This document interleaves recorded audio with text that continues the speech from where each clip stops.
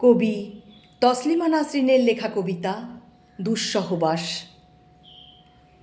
কেউ কেউ তো থাকেই এমন, যার কোনো ঘর হয় না, উঠোন হয় না। কেউ কেউ তো থাকেই এমন, শহর ভর্তি মানুষ, অথচ ভালোবাসবার একজন মানুষ জোটে না। কেউ কেউ কি এমন থাকে না, সারা জীবন পাখি এবং আকাশ দেখতে দেখতে,